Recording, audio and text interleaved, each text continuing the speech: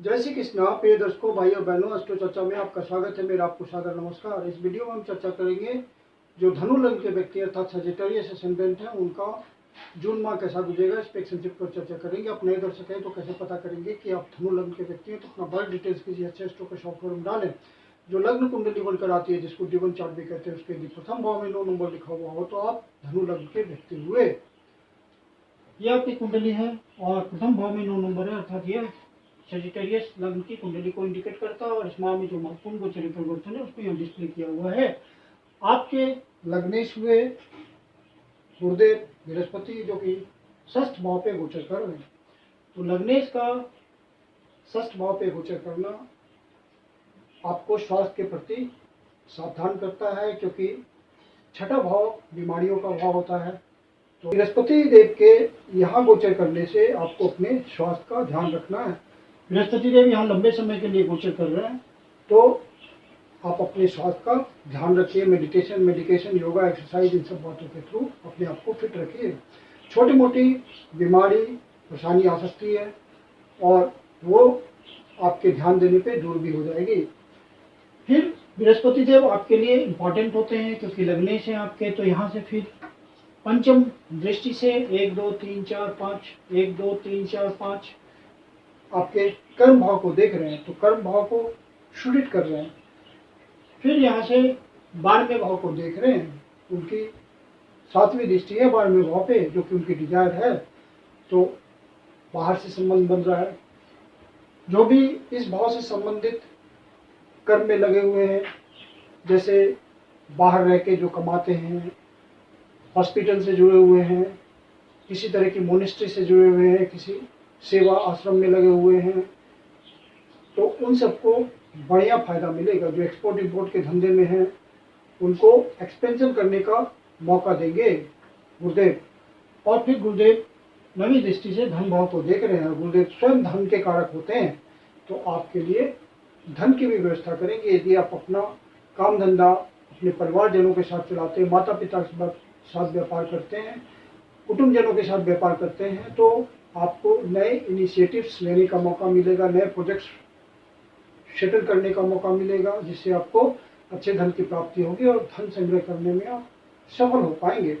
जो भी वाद विवाद के क्षेत्र से जुड़े हुए हैं, किसी प्रकार के लॉयर हैं या सॉल्यूशन प्रोवाइडर हैं या हीलर हैं या डॉक्टर हैं या डिफेंस से जुड़े हुए हैं, उन सबको नए अवसरों की प्राप्ति होगी और उनका काम धंधा बढ़ेगा।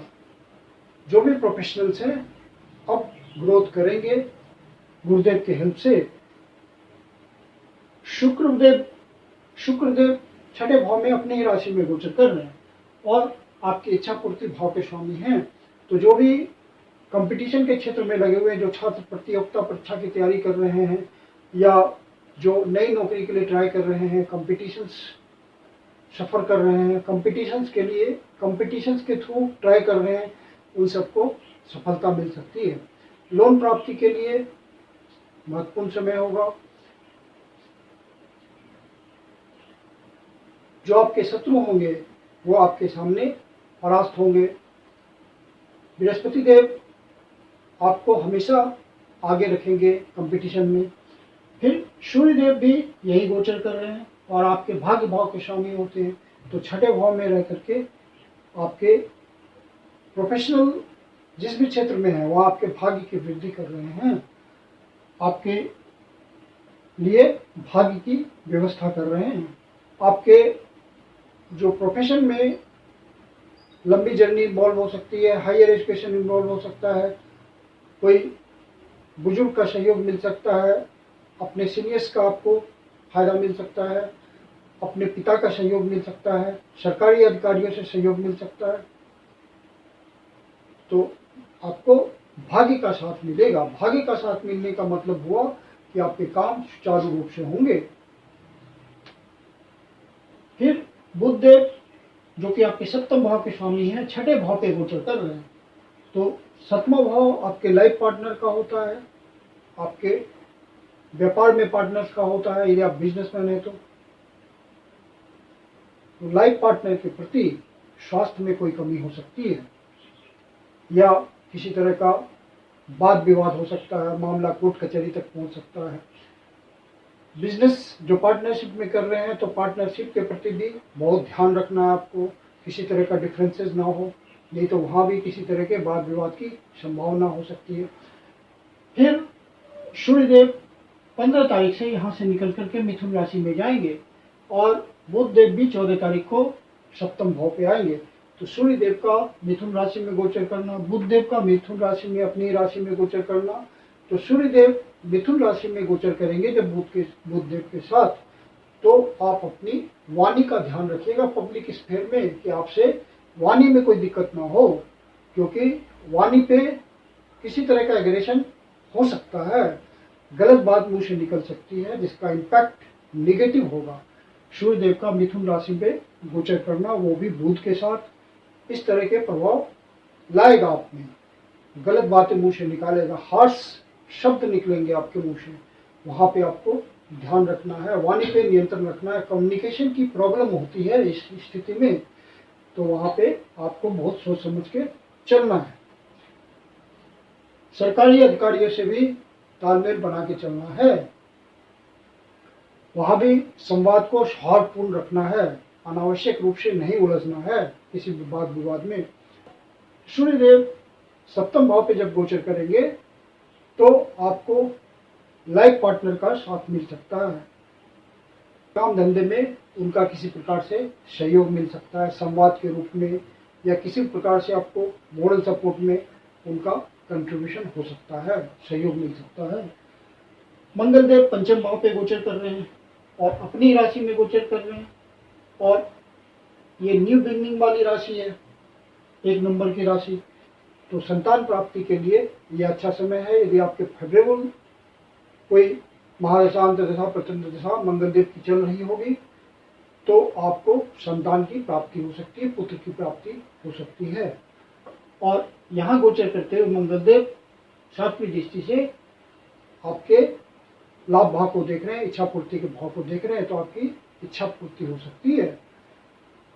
कोई आपको सहयोग मिल सकता है अपने बड़े भाई से या अपने क्लोज फ्रेंड से या कोई लार्जर ऑर्गेनाइजेशन से या नेटवर्किंग से, आपको धन की प्राप्ति हो सकती है, इच्छा पूर्ति हो सकती है। ये आपके बुद्धि विवेक प्लानिंग का भी होता है, तो आपको अपने बुद्धि विवेक का प्रयोग पूरे उत्साह के साथ करेंगे आप, और एक एनर्जी आपको महसूस होगी। जो शेयर मार्केट के धंधे में है उनको अपने उत्साह से अपने कर्म में लगा हुआ आप पाएंगे, अपने आप को महसूस करेंगे कि आप बहुत एनर्जी के साथ काम कर रहे हैं, और पूरी एनर्जी के साथ आप डिसीजन लेंगे और आपको लाभ की भी प्राप्ति होगी। जो किसी प्रकार के फन एंड एंटरटेनमेंट के क्षेत्र में है वहाँ वो बड़े उत्साह से अपनी प्लानिंग करेंगे, क्योंकि 5वां भाव प्लानिंग का भी होता है, और पंचम भाव के स्वामी पंचम भाव पे ही गोचर कर रहे हैं, ये एक अच्छी स्थिति है। जो जिनका लव अफेयर चल रहा है तो उनको अपने संबंधों में एक उत्साह, एक ऊर्जा महसूस होगी। राहुदेव चतुर्थ भाव पे गोचर कर रहे हैं और इनको रिजल्ट देना है गुरुदेव के हिसाब से, लग्नेश के हिसाब से। तो राहुदेव का चौथे भाव पे गोचर करना आपके स्थान का परिवर्तन करा सकता है, कोई ट्रांसफर पोस्टिंग हो सकती है, या किसी विशेष पर्पज से आप जा सकते हैं बाहर, या आपका रेजिडेंस चेंज हो सकता है, इस तरह की संभावना बनती है।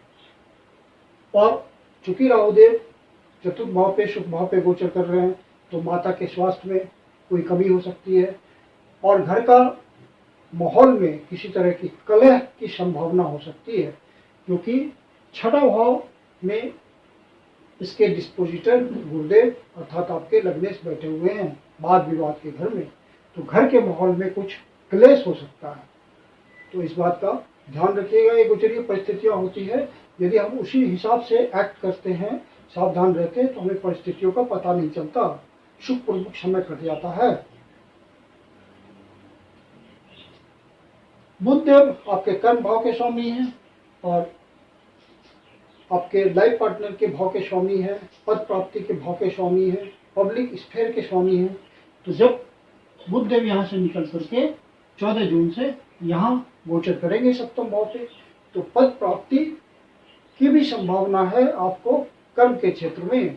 कर्म के क्षेत्र में कोई आपका स्टेटस बढ़ सकता है, कोई पदोन्नति हो सकती है, कोई मान सम्मान मिल सकता है, किसी तरह का आपको इनिशिएटिव मिल सकता है, किसी तरह का बॉस से आइडेंटिफिकेशन मिल सकता है, डिपार्टमेंटल प्रमोशन हो सकता है, कोई ऐसा मॉनेटरी गेन हो सकता है जिससे आपको अनुभव हो आत्मसम्मान का और आपको गर्व महसूस हो इस बात पे।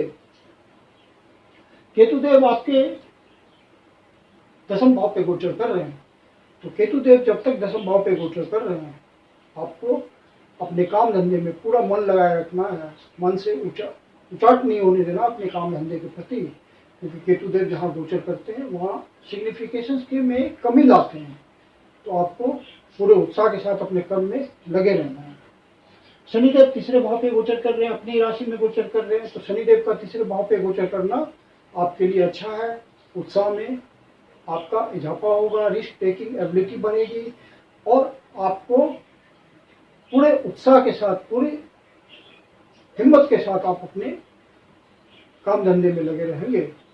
हालांकि ये महीना जो कमिश्निंग एजेंट हैं, जिनकी काम धंधे में छोटी यात्रा इन्वॉल्व होती है, रोज मूवमेंट होता है, वहाँ पे बहुत ज़्यादा ग्रोथ नहीं दिखेगा, लेकिन इनकम जनरेट होता रहेगा, उसमें कोई दिक्कत नहीं है। चंद्रदेव आपके अष्टम भाव के स्वामी बनते हैं और चंद्रदेव के रिजल्ट को हम मासिक फल में इंक्लूड नहीं करते, क्योंकि इनका हर 2.25 दिन में गोचर परिवर्तन होता है।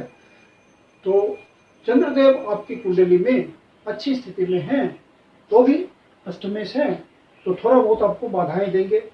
चंद्रदेव जब राहु के ऊपर गोचर करेंगे चतुर्थ भाव पे मीन राशि में, तो वो डेट्स होंगे 1 तारीख, 2 तारीख, 28 तारीख, 29 तारीख और 30 तारीख।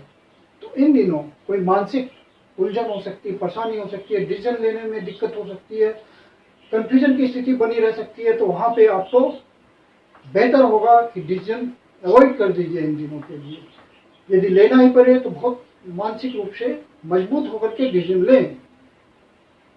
फिर चंद्रदेव गोचर करेंगे छठे भाव पे वृष राशि में 5 और 6 तारीख को, तो आप अपने स्वास्थ्य का विशेष रूप से ध्यान रखिएगा, किसी तरह की स्वास्थ्य में कमी ना आना पाए। मेडिटेशन,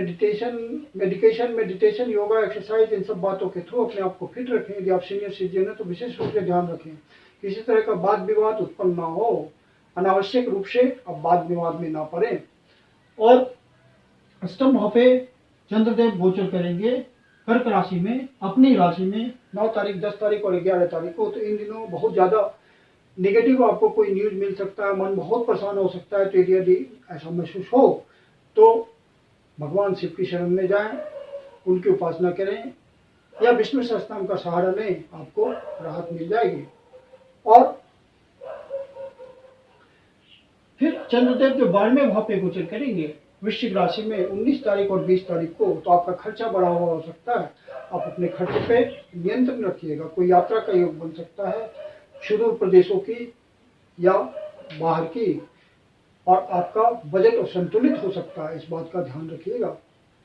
मैं कुंदन शर्मा आप लोग का हार्दिक स्वागत करता हूं। यदि आपको वीडियो अच्छा लगा तो इसको लाइक करें, अपने परिचितजनों को शेयर करें, और एस्ट्रो चर्चा चैनल पर पहली बार आए हैं या अभी तक सब्सक्राइब नहीं किया या सब्सक्राइब करना भूल जाते हों, तो आपसे विनम्र निवेदन है कि आप इसको सब्सक्राइब करें, अपने बेल आइकन को प्रेस करें